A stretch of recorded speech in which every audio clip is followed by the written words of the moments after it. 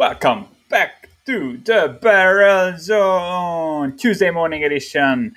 We have a full MLB card to break down, and then we will talk some NBA, not just about today's game, but in general. I think the playoffs have been kind of interesting. Injuries are really shaping up how things go. So yeah, we will talk a bit more NBA than usual in the end.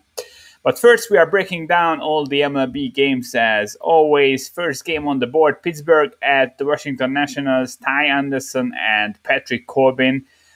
Corbin is absolutely done in my opinion. I wouldn't be backing him no matter what. He has a 6+ ERA.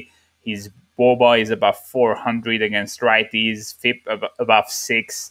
He's just gone. If this was anyone else than the Pittsburgh Pirates, I would be fading Corbin. Hopefully, the Nationals stick with him and we can fade him in the future.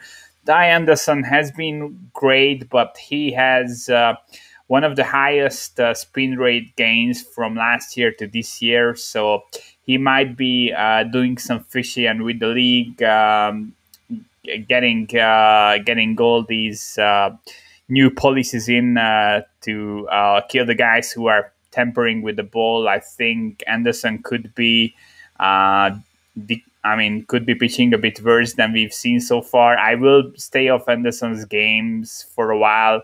I want to see him for a few times after these new policies are in place and see if he's still the pitcher that we've seen early in the season. He is pitching really well, but I'm not sure if it's sustainable. Also, the Nationals are really good against lefties, so I'm just staying off this game. I think Washington is slightly overpriced, but not enough so that we have value on Pittsburgh. Yankees at the Blue Jays, Montgomery at Ryu. Interesting game. I agree with the line. I have Toronto as -117. I'm not sure why Pinny doesn't have a line out yet, but I think we will see this open around -115 to -120. Ryu has been a bit more hittable lately. He's still a stud, but I just would like to see some more consistency. And Montgomery is another guy that I just cannot figure out. He's really up and down. But both guys have really low walk rates, are missing bats, not giving up too much hard contact. So I like both guys, but I'm always getting burned with backing either of these. So I'm just staying away. I agree with the line that Ryu should be a slight favorite over Montgomery, especially with inconsistencies that we see with the Yankees offense. Cubs, Mets, Mills, Walker. I was hoping for some value here. I kind of want to fade the Walker, but you cannot fade Walker with Alec Mills. Mills is he's averaging less than 2 innings now. He's firmly a bullpen arm. His last outing was a 1-inning outing. He has a 6+ ERA through the season. This will be a bullpen game by the Cubs. And for the Mets, on the other end, Walker is coming off a 7-inning outing, gave up only 1 earned to Baltimore with 9 strikeouts. But his Sierra is 2.5 runs higher than his ERA, so he's a huge regression candidate. His swinging strike rate is below league average, has a 10% walk rate. Batting average on balls in play against Walker, 240 this season. His home run to fly ball ratio is 3%. So yeah, regression will come. The problem is that the Cubs have been getting really lucky overall, and I want to fade this offense. This is a worse offense than what we've seen so far from them. So I'm not sure that they will be able to get to Walker to a degree I would want. And I'm not backing Alec Mills. The over would be my look here, but I just cannot trust the Cubs offense enough. But I think the Mets will put up enough runs to get this game over. Baltimore, Cleveland, Matt Harvey. We are just getting uncomfortably big numbers to fade Matt Harvey. -170 Cleveland with the bullpen game. Quantrill, who is the official starter, he's averaging less than 2 innings. So this is really a bullpen game for Cleveland. Matt Harvey, he's going 3 innings and that's it. and he's been real bad. 8% swinging strike rate. His stats are really now in the bottom 5% of the entire league. Uh, Pure fade material. But I mean, Cleveland is a bad offense. At laying minus 170 in a bullpen game is a big no-no for me. Boston, Atlanta, this is a game I'm involved with. We got Eduardo Rodriguez and Tucker Davidson for Atlanta. If you look at the surface numbers and the ERA Sierra discrepancy for these two guys, then you should be thinking that we've bet Boston, but we've bet Atlanta. So Davidson has a 1.5 ERA, but a 4.6 Sierra, while Rodriguez has a 6 ERA, but a 3.6 Sierra. So based on that, you would think that you will see Boston action here, but that's not the case. Tucker Davidson, besides his 10% walk rate, he has been pitching pretty well. And while he has been getting lucky, all the underlying metrics are telling us that. He has a 6% home run to fly ball ratio, 90% left on base rate, 180 BABIP. But he has a swinging strike rate almost 13%. His ground ball rate is almost 50%. Barely gives up any hard contact, and he has been pitching well at home. Add to this the fact that the Red Sox are struggling offensively. The underlying numbers are pretty ugly recently now that they are facing some decent pitching. And I have problems with Rodriguez. His swinging strike rate is well below league average now. He has a 25% plus line drive rate against both sides of the plate. 375 WOBA on the road. His contact rate is 79% going against this pretty strong Atlanta team. And the Braves also had yesterday as a day off, so the bullpen is fully ready and rested. I think everyone is really I just want to go against the ERA Sierra move that we usually see, but I haven't seen it in this game yet. So we could see some squarish sharps being on Boston. But I think Davidson is going to get this done, and the Braves are just the much better team at this point. So yeah, give me Atlanta. Cincinnati, Milwaukee, Castillo, Anderson. Anderson is one of the worst pitchers in the league. He's really a trash can at this point. 5+ Sierra. His swinging strike rate is 4.7%. I think that's I haven't looked it up, but it has to be bottom 5 of all qualified pitchers. He's not missing any bats, a lot of hard contact. I know Cincinnati is bad on the road. I mean, much worse than at home, but still, I have to back them. Luis Castillo has been pretty decent recently. These last 2 outings from him have been good. I think the positive regression also already started, but I like the underlying metrics. He only gives up 21% hard contact, 50% ground ball rate, almost a 12% swinging strike rate, and it's getting better. And I think, I mean, the difference between these two starting pitchers is really night and day, and you are getting a pick'em, so you have to bet Cincinnati. Detroit, KC, Mize and Minor. Minor is a bit of a regression candidate, but I think he has been pitching all right. He's coming off a 7-inning outing. His velocity is down almost 2 miles per hour on the fastball, but he is pitching really well, commanding the pitch as well.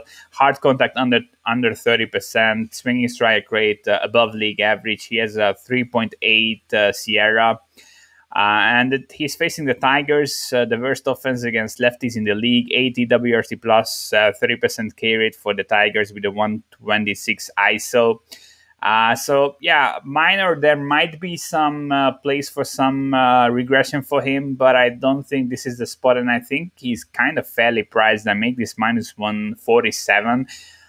So yeah, I actually show a slight edge on KC, but not going to get involved unless we are getting down to like minus 130. Texas, Houston, Gibson, McCullers. McCullers coming off the IL. I never back pitchers coming off the IL in their first start. And Houston is, in my opinion, like 20 cents overpriced here on Pinnacle. I make this minus 170, but I'm obviously factoring in that McCullers is coming off the IL. He missed 3 weeks. His Sierra is full run higher than his ERA. Had a walk issue this year, 12% walk rate. He only gives up 25% hard hit rate. So And the underlying metrics are pretty nice. High ground ball rate. He has decent underlying stuff, but I have to see him in live action before backing him. Kyle Gibson, on the other end, he's pitching well above his head. His Sierra is almost 2.5 runs higher than his ERA. A lot of regression coming to him. 8% home run to fly ball ratio, 84% left on base rate, 230 BABIP. And this is the Astros, and he's on the road. So, yeah, I know why Houston is overpriced, but there is no value on them. Tampa Bay at the White Sox, McClanahan, Keuchel. I really like McClanahan. I think he can become a top arm in this league, but he needs a bit of a time. His swinging strike rate is almost 18%, has a 30% K rate, 64% contact rate. He's super solid, but he's losing control of the pitches sometimes, and he's not going deep into games. He's averaging like 3.5 innings. 5 innings was the deepest he went into a game, but I'm expecting like between 3 and 4 innings. And the White Sox against lefties, I know I always say that they are overrated. They have a high BABIP, but 126 WRC plus, almost a 200 ISO. They are still a strong offense against lefties, and the Tampa Bay Rays are not. The Rays are really strong against the right side of the plate, but against lefties, the below league average WRC plus ISO and a 29% K rate. And I think it's interesting as Keuchel is not a huge K guy. He is a ground bowler, soft tossing guy, 59% ground ball rate, 31% hard contact. But he has been cutting back on his fastball usage, and his secondaries are really good, and the swinging strike rate has been going up. It was 18% in the last outing.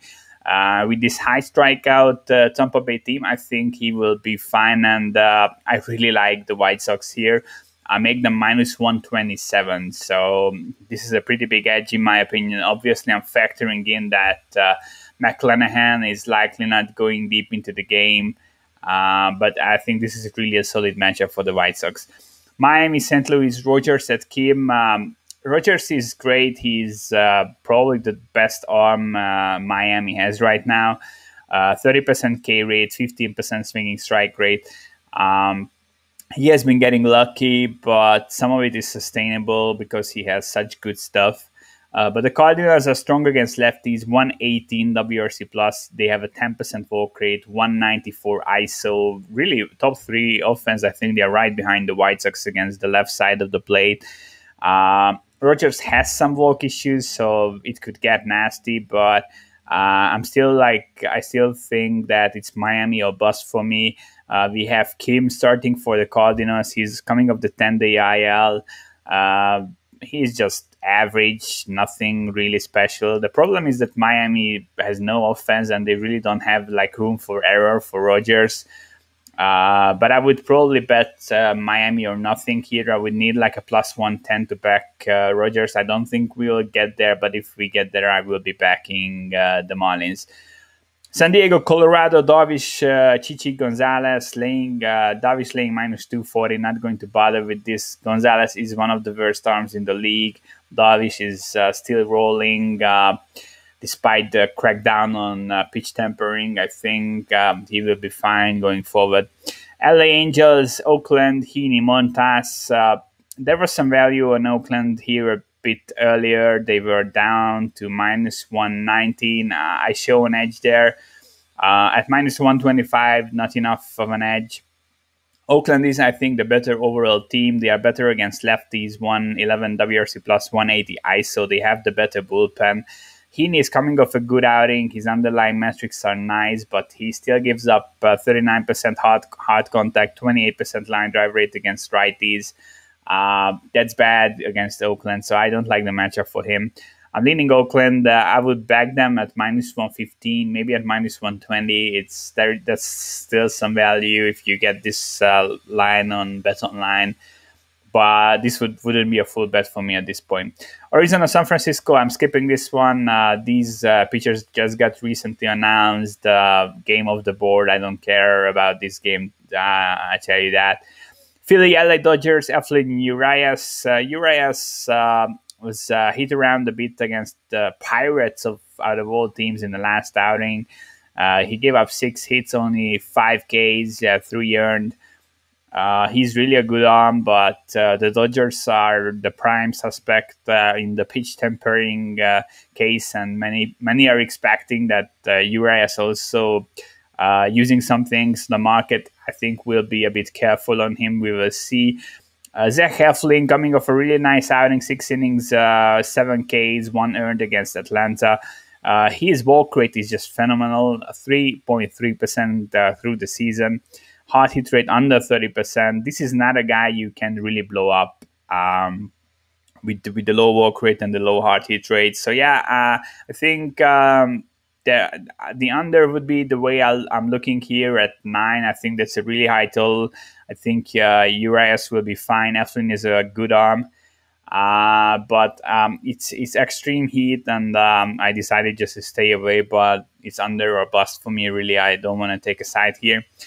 Final game is a bad one. Minnesota Seattle. J.A. Happ, Chris Flexen. Happ is again one of those super diminished old guys. 5.7 ERA, Sierra above 5. He has a 7% swinging strike rate, 400 WOBA on the road. He's terrible. Chris Flexen coming off a 6-inning, 3-run outing against Detroit. Quality start. But he has an 8% swinging strike rate only. Average-ish underlying stuff, 46% ground ball rate, 5% walk rate, 288 WOBA at home. The Twins, they should really hit him. Flexen is okay, but nothing special. Teams are second in Team X WOBA in the league. But that positive regression we are expecting just never comes with them. So who knows? All right, summing it up. I took Atlanta.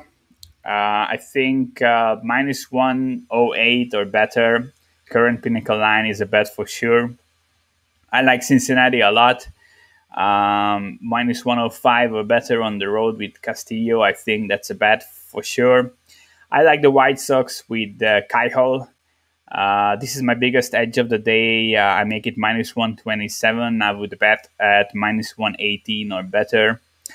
And then I'm looking at Miami. I would need a plus 110 to bet Rogers. I'm not sure we are getting there. And I'm looking at Oakland. I would need a minus 115 to bet. I don't think we will get there either. All right, let's talk some NBA. We only have one game, and the line move is kind of insane. But just generally, let's talk about the playoffs after this one. So yeah, I think the Brooklyn Nets are done. Kyrie, what we've seen and what others wrote, I follow some guys on Twitter who are really into injuries, etc. And the consensus was that he will be out at least for a few weeks, but likely more. It could be a grade 3 strain that takes 3 months to heal. But even if it's grade 2, I don't think he has a realistic shot at coming back. Harden has a 2-week window before coming back. That's not happening in this series. And I think the defense we've seen from Tucker on KD has been great. Giannis has been really just stellar through the last few games. And I just don't see how the Nets could win this. And it's crazy because it really means that the Bucks will win the East right now. If you look at the other matchup, Philly has lots of problems. Embiid is playing injured, and it will get worse the deeper they go into the playoffs. He was 0 for 12 today in the second half and had to sit out. And if Atlanta manages to win that series, which I don't think is still very likely, but if it happens, I wouldn't be shocked. But Atlanta has just so many flaws still. They are really talented, but they don't have Hunter now. And I think overall they are just not ready. And if Philly gets through them and they face Milwaukee, I think Embiid will likely have to sit a few games out or he might just get re-aggravate the injury and he might be done for the season. We will see. But I mean, these things have been happening through the entire season, so I don't think it's like why to say something like that. So yeah, I think the Bucks will just because they are healthy, they will just go to the finals. And on the other end, in the Western Conference, you see the two. I mean, the healthiest team there is right now is the Suns and the Clippers, and both are kind of rolling. Clippers with this small ball lineup. I think that Lou figured out the rotation. I think I favor them now above Utah, even if Game 5 is in Utah. I think they will take either 5 or 7 on the road, and they will win 6 at home. And yeah, I think the Suns Clippers Western Conference Finals will be super close. I would probably lean towards Phoenix because of the extra rest and them being super healthy. And I think they really figured everything out. And defensively, both teams are good, but I think Phoenix is just a bit better. And I'm not sure the Clippers will have an answer to Aiden. I think that's a big question there. So yeah, at this point, I think Milwaukee will win today's game. You see on the screen that the line moved from Milwaukee -2 all the way to 4.5, and it will get to 5. That's insane. I don't think there is any value left. So at this point, if you want to bet the Bucks, which I think you should do, you should bet them to win the East. I think I've seen like plus 150 to 60, something like this today. Them being almost like -200 over Brooklyn, and then facing Philly with an injured Embiid or an Atlanta that's not a great team. I think that's really good value. On the in the Western Conference, I just don't know. I think between the Clippers and the Suns, it will be really close. I'm favoring the Suns somewhat, but it will be a close one. All right, that's it for today. I will be back tomorrow at the same time. Appreciate everyone joining me today.